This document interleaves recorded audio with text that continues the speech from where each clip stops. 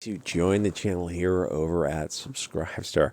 I hate the Mary Sue, but I do love Rachel Leishman. She's funny because she almost seems like she could be saved, almost. So Mary Sue seems to bother the cat ladies and soy boys. It's not just about a video game movie. I mean, really, nothing you see in the mainstream. What do you call this kind of stuff? Pop culture. Nothing is to be taken at surface level. And then the further back you look, you start going down the rabbit hole. You go, oh, yeah, that the further back, none of it was ever meant to be taken at surface level. So this kind of deals with curative versus transformative, the use of a pre-existing story for modern Bolshevik propaganda purposes, or wokeism, which is a great term because on Twitter, the left wing seems to get upset over the term. They seem to get weirded out when you start to articulate and create definitions for things like woke, when you use woke as a pejorative to describe something because it was their word, which is weird because someone on the left was posting their own definition of woke, and it was something about caring about other groups of people. I thought, yeah, that is evil, because you should be caring about your tribe first. Like ultimately, like according to human nature and game theory 101, if to be woke is to care about other people, I look at the people who claim to be woke, it's like they don't care about other people. They care about their tribe first. So it's really kind of a game theory thing where you're trying to get the other tribe to not care about their group, to care about your group. That's the people who are behind the whole woke push. It's like once you stop to look at it, it's just cancer at the surface, and then you scratch, it's like, oh, it's cancer all the way down. Anyway, so curative versus transformative. Woke is a loose umbrella term that the left doesn't choose to understand, at least how it's used by, I guess, vaguely the right, or I don't know what you want to call. Like, there's a lot of people who are, there's a lot of weird battle lines being formed because you have people who are very much against, like, child grooming. Like, are they on the right, or is that the de facto thing? All you need to be is against, like, drag queen story hour type of stuff, or hurting kids, giving kids, hormones and mutilating them. It's like, oh, that puts you on the far right. It's like, really? Because a lot of these people would not identify as being on the right in any. Anyway, weird battle lines are gonna happen. So there's this Mary Sue article on the sexist. Let me get to the article itself. Julie Glassman, she's an idiot. Some ridiculous article about the sexist cliche. It's sexy. What was that? Smell the glove. Was that Fran Drescher in that movie? With I can't remember the name of the movie now, but Spinal Tap. About a patriarchal male. Was that Rob Reiner too? Back when he had a sense of humor. Patriarchal male behavior, and actually, it's funny because Fran Drescher is, I think, SAG head or something, and she was coming out to taking an opinion dealing with the Wu flu stuff for the past few years. A surprising opinion coming from her, I got to admit. Anyway, so there's some just just the whining of the idiots at the Mary Sue. It's like they always are on their. Anyway, so I word searched Mario, and it turns out that Mary Sue has got a ton of articles on that movie. So yeah, the patriarchy and all that kind of stuff, those are all good things. It's okay to just look at the fruits of the poison tree of Moses Mordecai Levy and reject it as the toxic globalist propaganda it is. If it's being pushed by the consensus of the mainstream media, then it's probably globalist cancer. Soy boys and cat ladies see the society falling apart in cities like San Francisco, and they think they just need to double down on spending more taxpayer money on programs to keep the criminals from looting and deleting each other. And they did have one of the articles was about Pedro Pascal should have been in the role, and I looked at the photoshopped image of him and thought, yeah, he probably could have pulled that off pretty well. So obviously the solution is to return the fathers to the home and create strong families. But the thing is, they don't want the solutions, and San Francisco is just one example of another family city. They just want to destroy. So they get outraged when you show them videos of the policies in action. Massive amounts of violent crime and looting. Don't show those videos. Yeah, YouTube won't allow you to show some videos now. It's kind of weird. Well, I mean, it's not once you see it, then you start seeing it. So the left gets mad at things that they think should be used as propaganda, but then they get outraged when they're not being used. Oh my God, just let people enjoy things. Can't we enjoy the original story? No, it's problematic because my globalist professor told me it is. You ever think your globalist professor might actually be evil, and you're just an idiot for thinking it, like following his ideas without critically applying critical thinking skills and asking, like, trying to point holes in, like, well, what if the opposite was true? Let's argue the opposite side. It's like, oh no, you'd be kicked out of school if you try to argue the opposite side. Anyway, the left thinks that, like, if something has the opportunity to be used as propaganda, they get pissed off. It's the classic question of, well, why does the left just create something fresh, a new story to tell the morals that they want to push? I mean, I'm sure there's a bunch of creative people on the left. It's weird that they can only transform. They can't actually just sit down and write their own stories. It's like, that takes too long. Yeah, but so did these original stories. Why don't you start writing your stuff now, and when it catches on and spreads, it'll be turned in? No. We have to jump to the end of the line by stealing someone else's story, or to just use it openly as propaganda. It's like, yeah, that's why they do the stuff with all the stuff you see with, Willow and, was it Witcher, Blood Rain, and all that other kind of nonsense. They try, but it doesn't usually click for them and find an audience, because it's such obvious propaganda, which is, as it turns out, preaching to the choir doesn't usually sell well. I'll admit that there are going to be some exceptions. I see a few Kickstarters like that. Like, they'll be doing, oh, I think I have that bookmarked too. They'll do something like a woke board game or a comic, and it will definitely find the initial audience. And sometimes it'll sell a few $100,000, and maybe they can even continue it for a while for a series, but it almost never spreads beyond that initial audience. If they try to spread it beyond its audience, it won't catch. You can have a Vagrant Queen type of situation. Well, let's get to some of these. Oh, there you go. A vagrant, oh dear God, a Vagrant Queen type of situation, comic book, that if you try to make it a sci-fi show, it's just gonna bomb. I mean, which is a shame, because you look at it, it's like, you got to the point of making a show, and you just couldn't dial back the woke and give people something that they enjoy. No, heaven forbid. So I found this board game. I wanted to do a video on it. On Kickstarter, it's loosely based on European witchcraft lore, castles, and the Middle Age. So let me get to it. Well, can I release flip through in the middle? No, that's not working either. Okay, but okay, hold on. Let me find it. And the Middle Ages of Europe, and it's all poxwalks, BLT.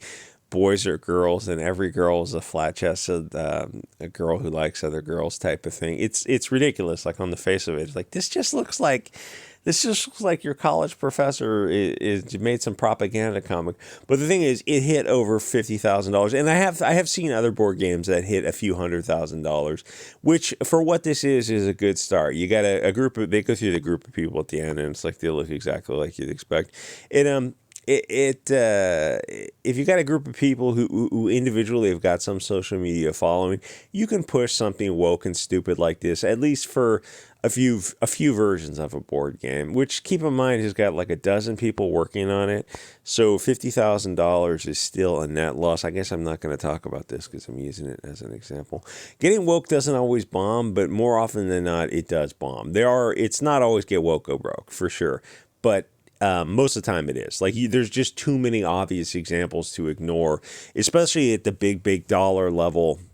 Because when movies lose $50 million, or you got like a $250 million movie and it just breaks even, it's like, well, that's just too big to ignore. A comic book like Vagrant Queen, you're like, hey, so by issue 5, you got down to, like 800, all right, use the 800 copies or something. It's like, yeah, that's just, nobody knows about Vagrant Queen. But when like that Panda movie set in Canada lost $170 million, or Strange World, or the Chris Evans movie about the guy the toys that go to space. I forget the name of it. It's or Charlie's Angels, or Terminator, or the latest X-Men. It should be called X-Woman, says Jennifer Lawrence's naked butthole pictures on the internet.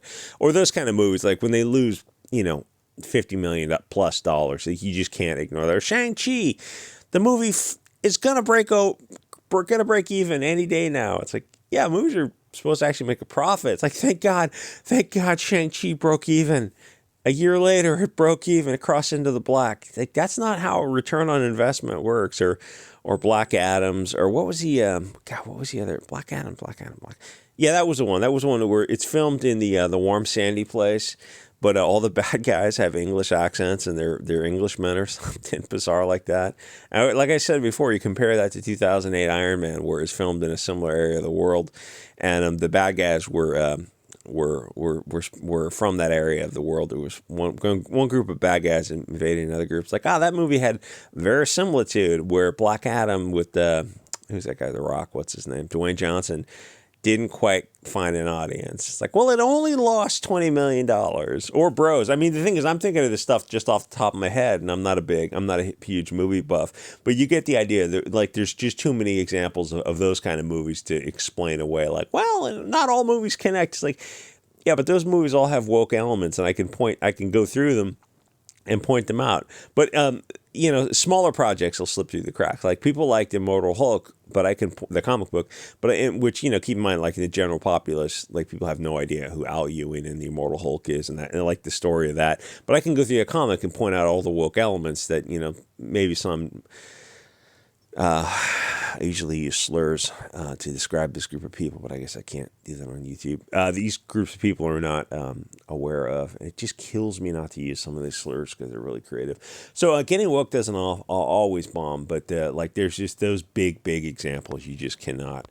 You cannot oh, that's kind of cool. You cannot ignore. But the woke crowd know that most people hate their globalist propaganda because, I mean, it's just. Again, you're not supposed to swear on YouTube now, so I have a video sitting in monetization limbo for a few days now. They just never approved it for monetization, so I won't get that 27 cents. But if you remember, you can go watch those videos.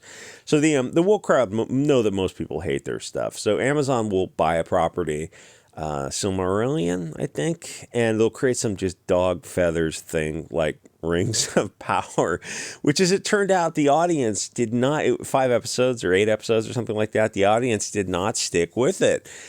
You can go find that either on Amazon or elsewhere. You go watch it and you're like, oh, I'd rather be doing anything than watching this. Like, this isn't even good to hate watch. It's not cringe watch. The only thing I'd say is, like, the sets are really nice and the costumes are nice and that kind of stuff is really nice. But no, I'd rather just go weed my garden, which is coming along freaking-tastically. If you get into gardening, you probably want to start with potatoes because it turns out that they're pretty hardy. Anyway, Amazon, there's so many examples of Wings of Power. Like the Willow, what they did to Willow is so disappointing. Or Blood Origin, or the theme of how many themes you have to go where there's an old English pub or some kind of vaguely European pub, and there's going to be a person of the light, a blonde person, blue-eyed person of the light, who's going to be the bad guy. And there's going to be a pox-walks woman who has to set him straight. So it's like you're coming into European stories, European mythology, European storytelling, and you're making the people who created the story the bad guy. I mean, that is some top level bullshit propaganda right there. Like Moses Mordecai Levy, who the hell is that? By now you should probably know who that is. Anyway, all this is an example of a transformative use of properties, also known as bullshit propaganda. You ever notice it never goes in the opposite direction? It's because Hollywood is run by lizard bullshit people. If you make something based off of a pre-existing property and you don't make it globalist approved, they'll get outraged. The passive aggressiveness of these useful idiots is just fan-friggin-tastic to see them on Twitter.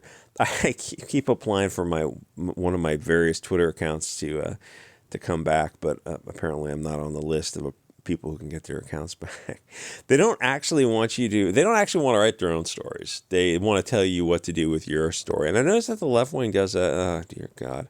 The left wing, maybe I should have made a video out this. The left wing does that a lot. Is telling you where you should donate money. And you look at them like, I don't have any money, so why don't you just donate your money? No. This is what you need to do. It's like, why would I take advice from you? You're a insert slur here, soy boy, or insert slur here, cat lady. Why the hell would I listen to you in Anyway, you go. Can't you guys just create? Can't you guys just create your own story? And it's like, yeah, this is what happens when they create their own story. Where's the people? I should have. Where's this rupee? Okay, so if boys are supposed to be girls, then what's the point of having boys and girls at all? And there's this gay dude, and there's a couple of gay dudes who are pointing out this idea of the gender thing, what's going on with the T and the BLT thing, and they had some like a deep, insightful theory on how they're not mentioning cultural, I'll say Bolshevism, get around the algorithm, but that's what they're talking about. The Frankfurt School, that's what they're talking about, but they're not saying those hot words because they're on the left too. But they're talking about how the T and the BLT, the gender thing, is they're in their worldview, they're viewing it as anti-gay. But if you step back, you go, it actually has a much, deeper meaning to it, and it's interesting. I didn't view it like that. I didn't have that kind of insight to it because I didn't take the whole thing seriously. But I saw like it's coming from. There's a couple of gay people who are coming out with this. Like they've spent more time analyzing it, probably because they're seeing themselves being a little bit. Okay, there's the team being a little bit more erased. Probably more so than the women, but I don't usually listen to women, so it would kind of I would listen to gay men. I don't listen to women in general. I guess I probably should edit that little bit out. Anyway, this is a creative team. So you got oh, that's a pretty good sized creative team. So you got $50,000 in this project, and it's like, yeah, you need hundreds of thousands of dollars before you even start to approach profitability. I think. I mean, because you're like, we're just doing this for fun. It's like your time is worth money. You're doing this for fun for sure. Like we're all doing stuff for fun, but like you're creating a product, your time is worth money. It's like you still have to pay yourself. Anyway, like, comment, subscribe. I'll see you guys all next episode.